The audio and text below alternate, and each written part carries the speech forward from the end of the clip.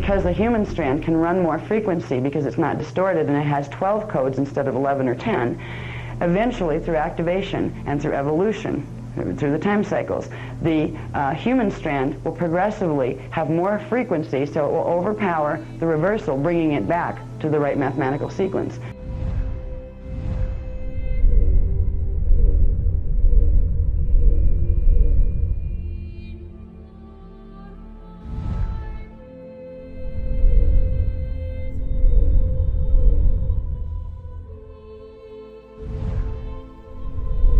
We are following the path of the Dashi, the path of Christ our return. When I use the word Christ-star, by the way, or any of the words like Kryst or anything like that, we spell it with a K. It's either K-R-I-S-T, sometimes we use shorthand, or K-R-Y-S-T. There's a reason for that. It's not maybe because we're basing everything on the Bible or anything like that, nothing against the Bible, but it's spelled with a K because that's how it originally was, and what it refers to are, it's actually, there's 7 syllables to it. We often will just shorten it to 5. It's the first 7 audible sound tones of creation, and they are ka, ra, ya, sa, ta, ha, la, and we also often just shorten it to ka, ya, ra, sa, ta, Kryst, right? So that's where we use the word Kryst. It has to do with the sound tones, the vibrations, the first audible sound tones when we get into first particle creation. Before all these structures occur in the cosmos, there are certain things that happen on a very, very, very nano-micro level that the first, what would be audible sounds or audible vibrations, and that is why we use that word Kryst. So that's where it's coming from. It's not saying, yeah, we're Christian, that's a, which means we're not this and we're not that and we're not the other thing. It's something that belongs to everyone. Merkaba mechanics are nothing more than vortice mechanics, interdimensional vortice mechanics. Merkaba fields are counter-rotating fields of electromagnetic energy, and we'll look at what a Krystic one is, what one is able to hold the living light form, and what types of Merkaba hold dead light or static light, which ones are finite, which ones are eternal. We'll look at that quickly, but enough where you can begin to understand the difference between the word Krystic and Anti-Krystic, where you can get out of the Dark Ages and get your head out of Doomsday Bible stuff, where it's like the Antichrist, big thing rising out of the ocean, going to come get you, if you're not good and go to church every day and that kind of thing. The stories of the Christ and the Antichrist, the Christ and the Antichrist, were all about a knowledge we once had on this planet that was clear, it was technical, it was this knowledge that told you about the physics mechanics of creation and of biology in manifestation. Because at a certain point, everything starts out Krystic. There is nothing that was created as Anti-Krystic. And Anti-Krystic doesn't mean evil, bad, necessarily. It can act that way sometimes, but what is evil but live or live spelled backwards? All right? Anti-Krystic is the reverse of Krystic. Krystic is a form of light that allows for perpetual motion creation because it can continually re-spark itself, so anything it expends, it can actually replace and replicate. Natural light, Krystic light, breathes.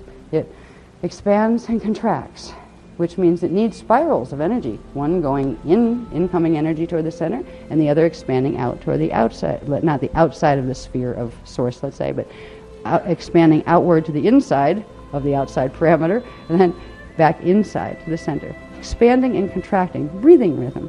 Right? Merkaba fields and vortices are about breathing rhythm, the breathing rhythm of frequencies up and down the dimensional structures from here in the 15-dimensional system, but also in the systems of what the 15-dimensional system is connected to.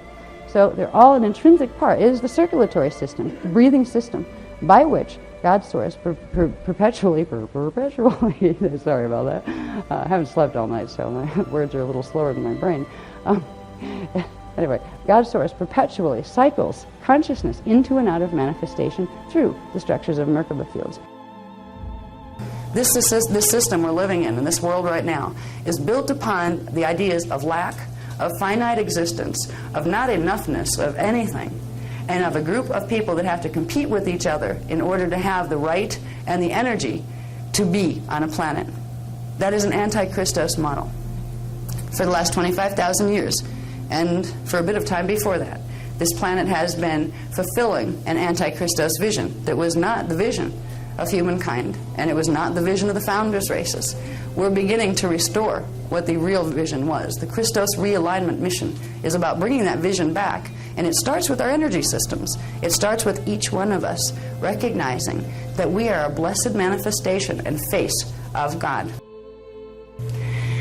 Right now, the way things work in our system is when we are in spirit form, before we enter a process called fetal integration, where we as spirit consciousness come into a body vehicle to have an incarnation here, we have a problem with the body pattern here because of template distortions, which means as soon as the consciousness comes into the body and intertwines itself with the DNA template, with the gene code, the DNA template literally shuts off about 90% of the consciousness.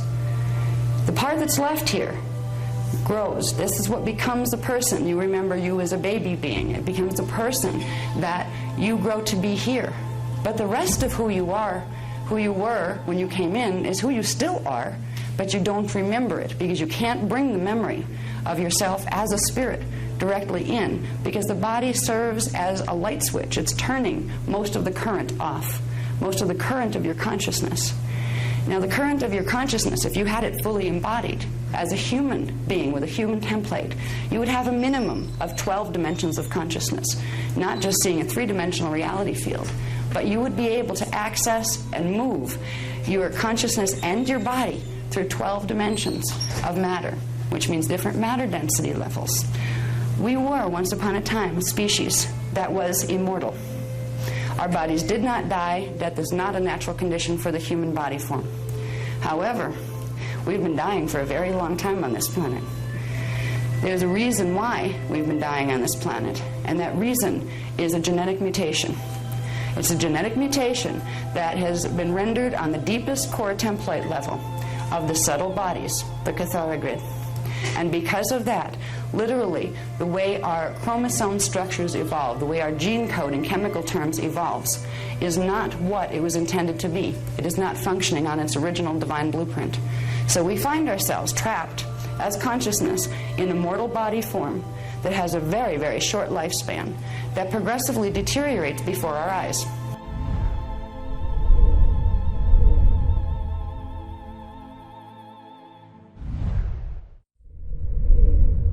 Now, indigo children, which is actually, they're called oropheme. The indigo children, that word, that buzzword they use this day and age for this new wave of babies that are coming in. It's not just babies. They've been coming in for 100 years, and they've been a grail line here for millions of years. All right, it's called the Iani Grail line. And they are oropheme, Lyran Syrian oropheme consciousness, the original founders race consciousness. They were the first forms created before humans were created. They were the founders' races. We call them the founders' races because the human imprint and the 12-strand DNA template came out of their larger DNA templates that had from 24 to 48-strand template capacity. So the indigo children now are actually the ancient ones coming back into form and bringing that potential back. Because if there's enough of the 12-strand, of the higher strand, 24 to 48-strand indigo children on the planet activating during the stellar activation cycle, we will generate so much frequency in the race morphogenetic field, or the race template, the tribal shield, that it will begin to clear and purge all the distortions out of the 12-stranders that most of the human population have the 12 strands. So they came in for a reason. They're on a rescue mission to reset the 12-strand pattern for the 12-strand people, and also to run the frequencies of the higher Hiroshige and Kundere currents, primal light and sound currents, into the grids. But humans, every human, was originally, if you're a human soul, you were designed on a blueprint that holds 12 dimensions of frequency, 12 dimensions of consciousness, that's avatar consciousness. 4 out of the 5 Huva bodies would be activated in circulating energy and breathing energy through your being. Now, we have a real interesting situation on our planet right now, because everything that's walking around in a human body, or what looks like a human body, isn't necessarily human. That's one of the things when your D4 perception starts to turn on and your 4th strand starts to activate, and you're walking down the street and all of a sudden you're seeing lizard faces flip through people and you're thinking you're losing your mind. Because, did I just see a lizard look at me from that person? No.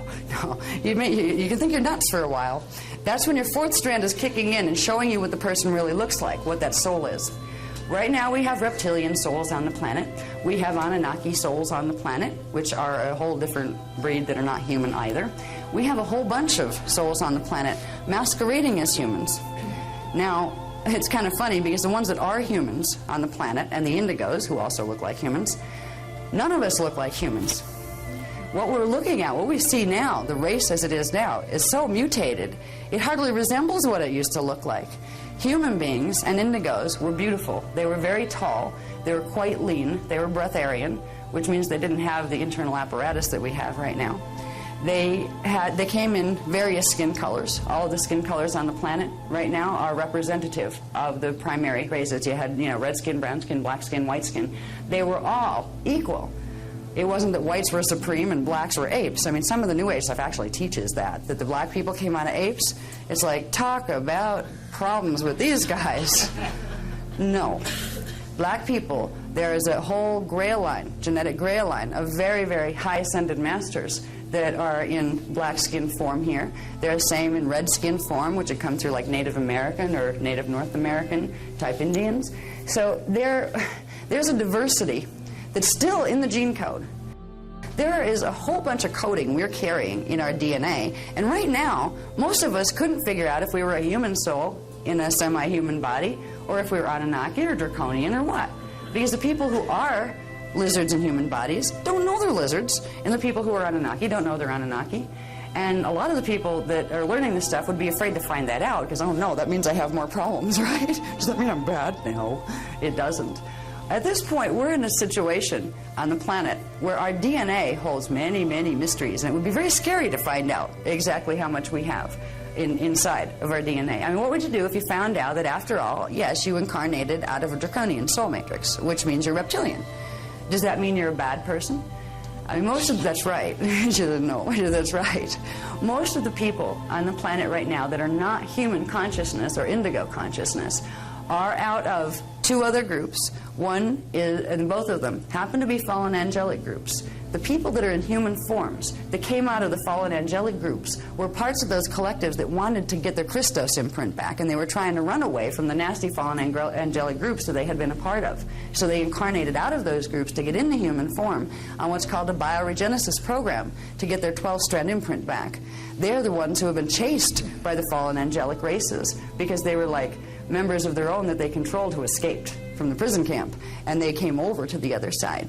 So right now, even though we will teach you through the Cathara program, and particularly through the Templar program, we will teach you about this genetic distinction that exists. We might all look like we have human faces on, but the reality of what's going on is we are not all human consciousness, and that's okay. Now, we have to be aware of what the Draconian agendas are, and we teach that in the Templar course, what the Anunnaki agendas are, because they're taking agendas that are trying to wipe out the other species, and that's not fair play. And they've been playing this game for a long time. Now, if you happen to be a person who's an Anunnaki soul that's incarnate in a body, that doesn't mean you want to do that. That means you have free will choice now that you have a human body. That you can say, excuse me, I don't like that agenda. I'm part of the Christos agenda. So there's lots of people that are coming from those matrices, but they're the people that are, there's a genetic coding that goes with the fallen angelic matrices that makes people who are Anunnaki souls or Draconian souls more susceptible to being harmed by the fallen angelics, more susceptible to having their biofields possessed, more susceptible to getting implanted, and more susceptible to getting body snatched, which is full possession. So these are people that, and if you never know if you're one until eventually you start to talk to your Christos self. It will let you know. It will not let you know what matrix you incarnated out of. It's not bad to find out. You're Draconian. If you're an indigo, or if you're a human, if you're a Draconian, if you're an Anunnaki. It doesn't matter what the answer is. It just matters in knowing, and you can find this answer in yourself, and it's worth taking some meditations and asking yourself and being ready for the answer. Don't be scared if it says, well, you happen to be Draconian. What it means is, okay, that means there's something in my DNA template that I have to be extra careful to use my Maharic seal more often so the other ones can't get a hold of me. Because Draconian races and Anunnaki races started out as blessed races just like any of the other founders' races. They ended up with a condition called code convolution.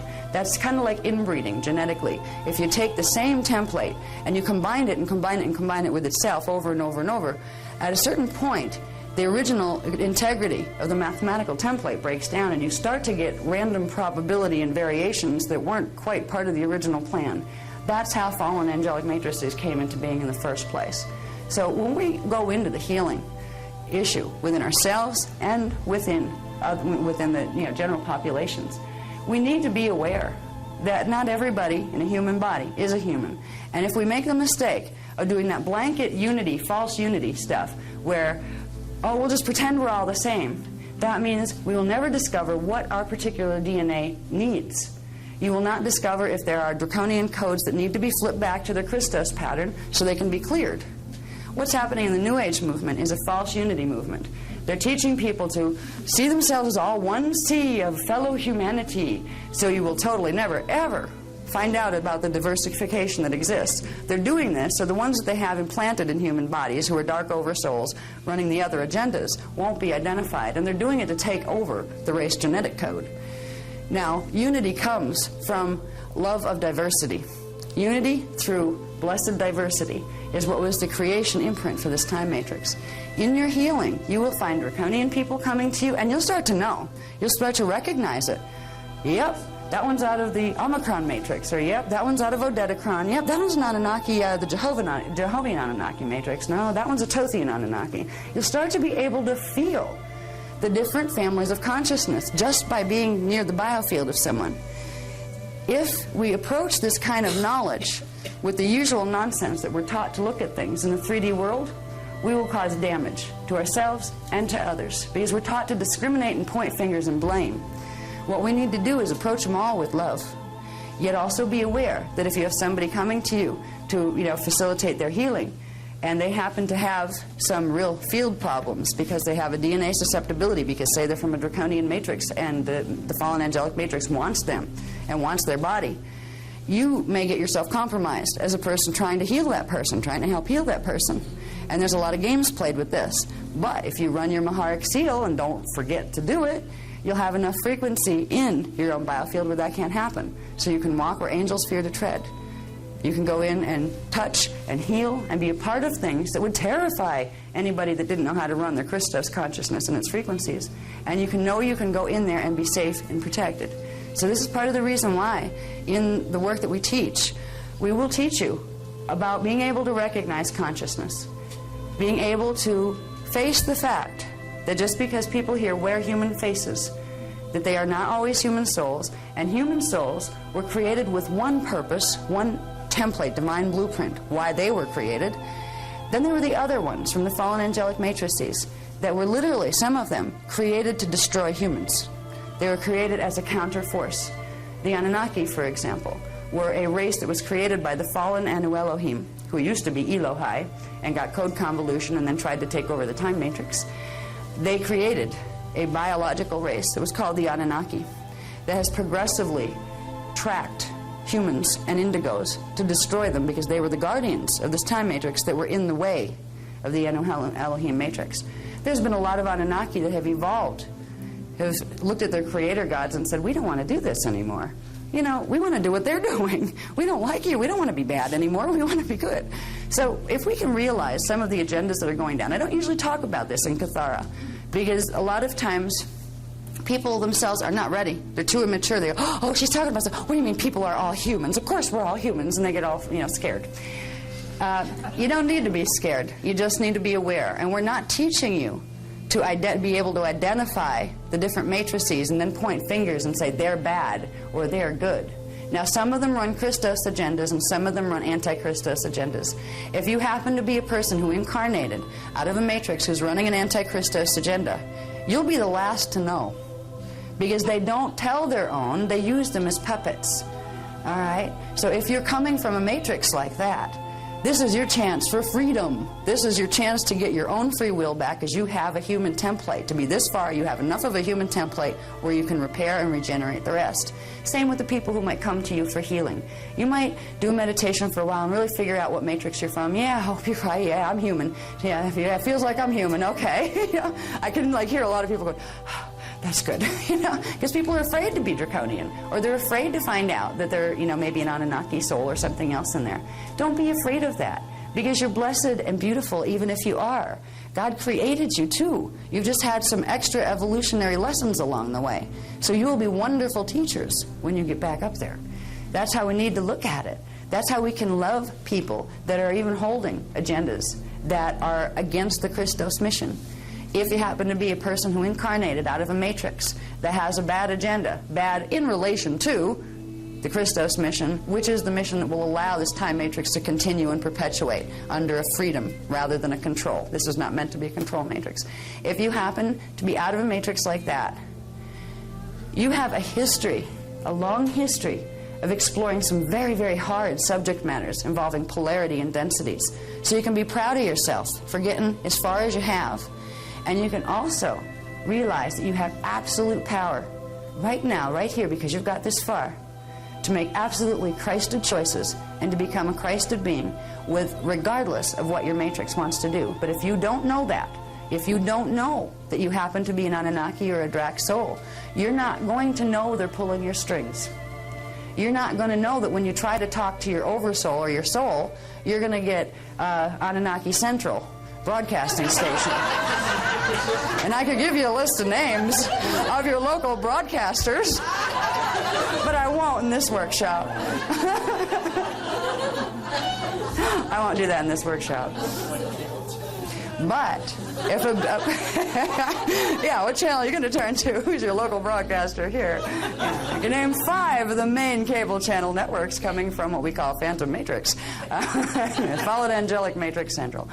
Anyway.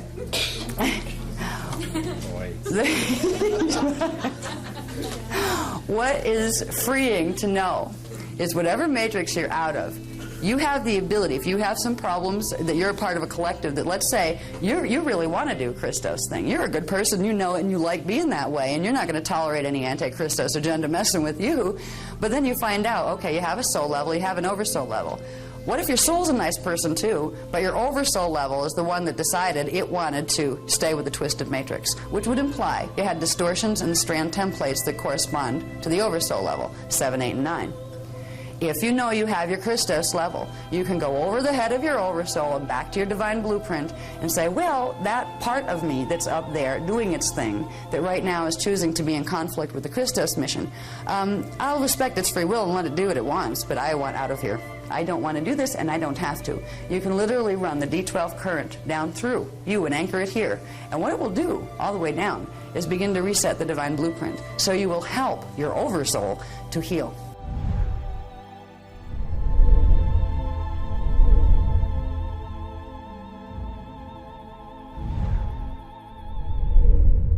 Illuminati race origins, creation of the Leviathan force. Now that we know some of the things these beings have been up to, where the heck did they come from? You know, we know, I've mentioned enough times, that they were bioregenesis redemption contracts for fallen angelic races, where they were given the privilege to have their template combined with certain elements of the human template in order that they could begin to evolve something that had 12 subharmonics in each strand, so they could evolve eventually a full 12-strand pattern to get the Christos imprint back. Now, this is where and when and how that happened here. These hybridization programs have been going on since the Lyr and Elohim Wars 250 billion years ago, where anything that was from the Phantom Matrix that fell, that wanted to come back over, that wanted to enter the Emerald Covenant and be peaceful, and you know, go back into the Joy imprint, into the Law of One, they would be assisted in getting their templates fixed, because they couldn't get out of the Phantom Matrix once their templates had full reversals.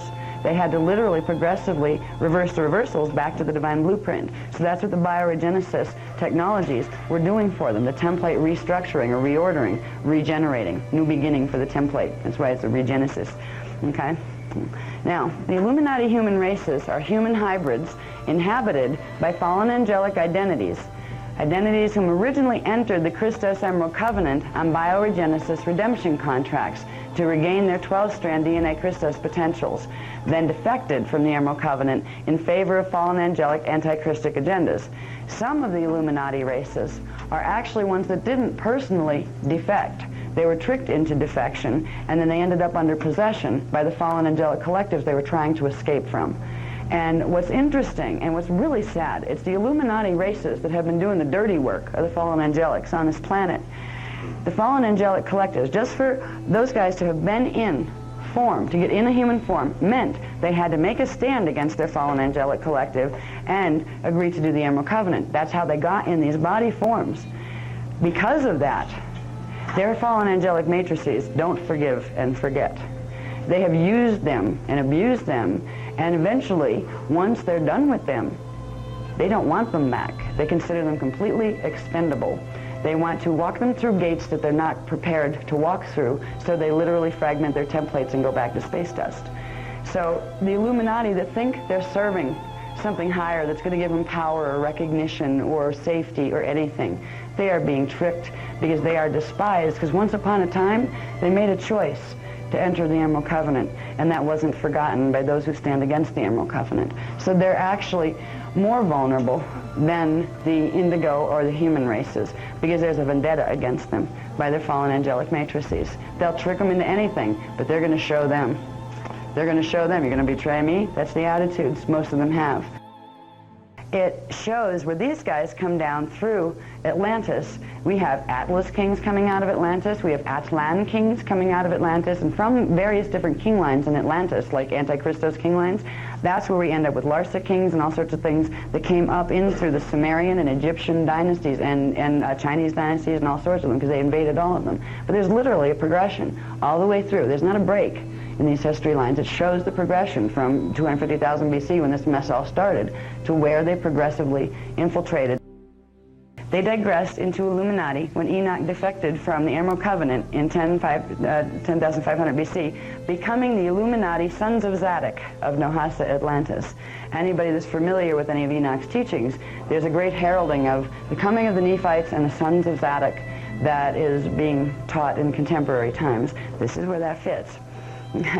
So it's that Anti-Melchizedek human hybrid races were progressively raided by draconian, reptilian, and competing Jehovian, Palladian, and Nibiruan Anunnaki fallen angelic collectives since Lemurian Atlantean times, evolving into numerous competing Illuminati races that progressively infiltrated and forced hybridization with human 12-tribe cultures, culminating in transposition of race identity, literally the whole human 12 tribes, races, transposition of race identity and world cultural dominion. That is how it got from its beginnings to here. It was progressive, stage by stage by stage. And this is why they've gone out, the fallen angelics have gone out of their way to hide the Atlantean records. Because if they were remembered, we'd know. We know the game. We know about the Templar quest. We know about the whole game. We know about the hybrids. Right now we're walking around as a bunch of people who think we might have come out of apes, and we're not really sure. We all think we're human. Half of us don't even know if we have a soul. We are very primed to be used and manipulated.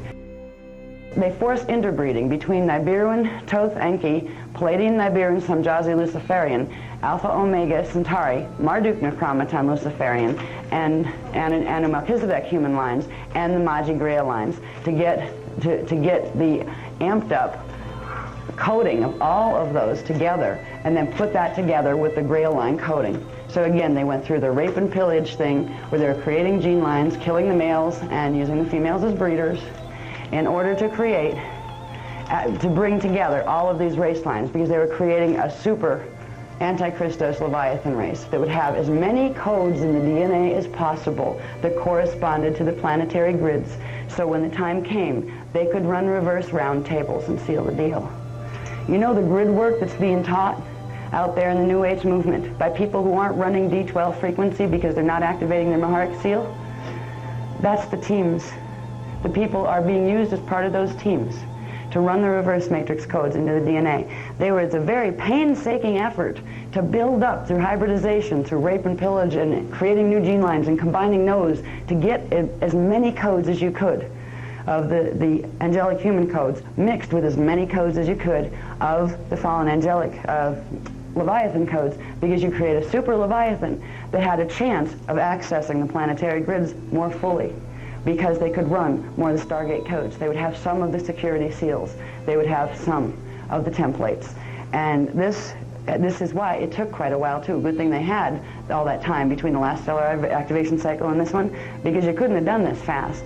This was a progressive, systematic, calculated, one step after another procedure. We are supposed to be the stopping point of that procedure.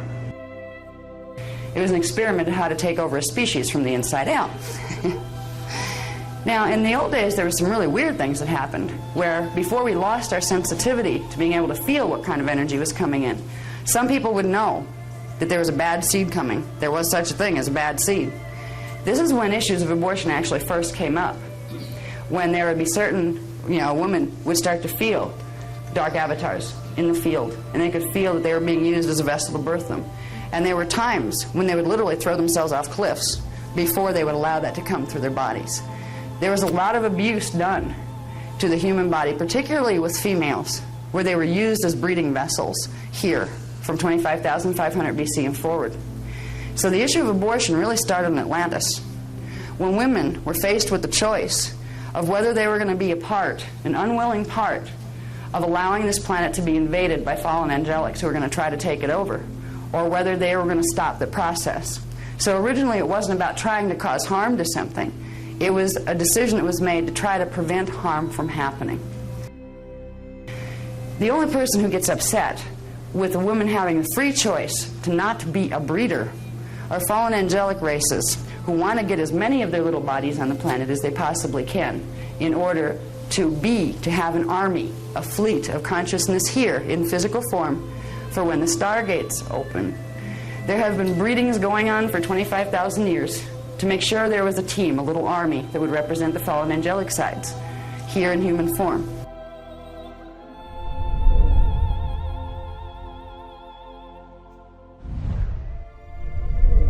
Each race serves to anchor into Earth's planetary shields via their DNA signet codes, Stargate codes, a specific portion of the fire letter sequences of Earth's D12 shield of Arimatena, Christos divine blueprint. So we are putting the fire letters back into the planetary grids. Just by being here, we're actually doing it. But everything is so twisted here with the grids and our DNA right now, if we don't consciously understand that process, it's actually being used against us, because the reversals in our DNA that were created through the grids are being used right now to amplify the reversals in the planetary grids to get Earth under complete reversal so it can be drawn into phantom matrix. Because the human strand can run more frequency because it's not distorted and it has 12 codes instead of 11 or 10, eventually, through activation and through evolution, through the time cycles, the human strand will progressively have more frequency, so it will overpower the reversal, bringing it back to the right mathematical sequence. Once you know this truth, there is no turning back. There's no ever again being able to go back to light, love, and clueless.